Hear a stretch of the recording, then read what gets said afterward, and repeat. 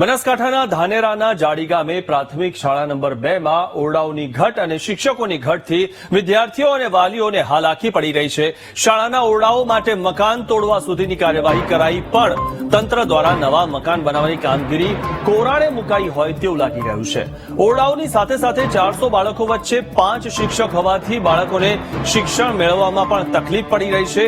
ગામ લોકો તથા વાલીઓએ ઓરડા અને શિક્ષકની ઘટની સમસ્યા અંગે હવે શાળાની તાળાબંધીની ચીમકી ઉચ્ચારી છે, જેને લઈને હવે તંત્ર ગામ લોકોનું સાંભળશે કે નહીં તે જોવું રહ્યું છે।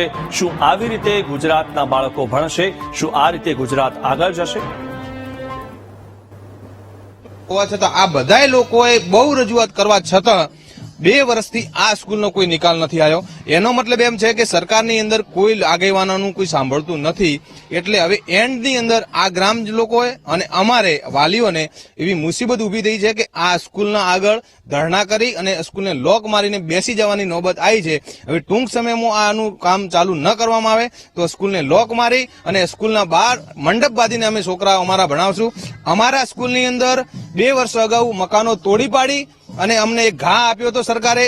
એ ઘા ઉપર અત્યારે 7 શિક્ષકોની ઘટ રૂપી અમને એ ઘાની અંદર મરચું નાખવાનું કામ આ સરકારે કર્યું છે।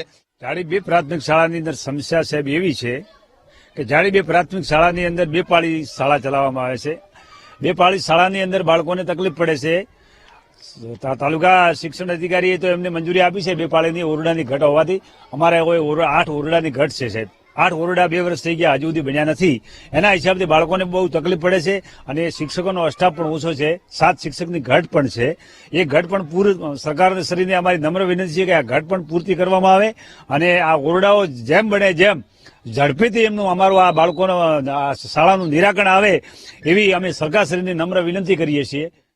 આ નિશાળ નથી 2 વર્ષથી પાડી નાખી સાફ કર્યું હોય તો છોકરા બેરાવા ઘટે તો 100 બેરાવા ભણાવવા હોય તો માસ્તરની ઘટ બાજુ વને ત્રોટા છે। શું કરવાનું? તાળો મારી નાખો કહો, બીજું કરવાનું કહો।